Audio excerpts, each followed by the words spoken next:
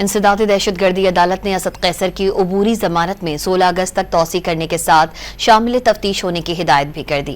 اسلام آباد کی انسداد دہشت گردی عدالت نے پی ٹی آئی رہنما اسد قیصر کے خلاف سنجانی جلسہ توڑ پھوڑ کیس کی سماعت کی۔ سماعت کے دوران جج ابوالحسن ذوالقرنین نے تفتیشی افسر سے استفسار کیا کہ کیا اسد قیصر شامل تفتیش ہو گئے ہیں۔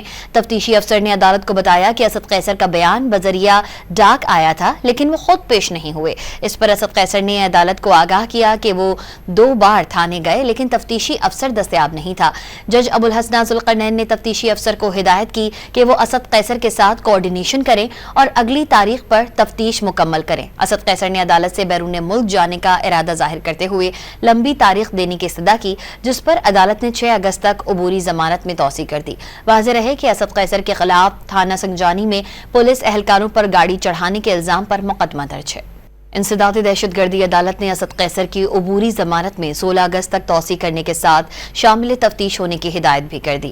اسلام آباد کی انسداد دہشت گردی عدالت نے پی ٹی آئی رہنما اسد قیصر کے خلاف سنجانی جلسہ توڑ پھوڑ کیس کی سماعت کی۔ سماعت کے دوران جج ابوالحسن ذوالقرنین نے تفتیشی افسر سے استفسار کیا کہ کیا اسد قیصر شامل تفتیش ہو گئے ہیں۔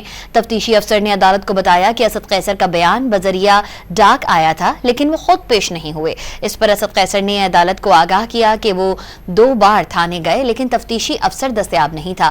جج ابوالحسن ذوالقرنین نے تفتیشی افسر کو ہدایت کی کہ وہ اسد قیصر کے ساتھ کوارڈینیشن کریں اور اگلی تاریخ پر تفتیش مکمل کریں۔ اسد قیصر نے عدالت سے بیرون ملک جانے کا ارادہ ظاہر کرتے ہوئے لمبی تاریخ دینے کی استدعا کی، جس پر عدالت نے 6 اگست تک عبوری ضمانت میں توسیع کر دی۔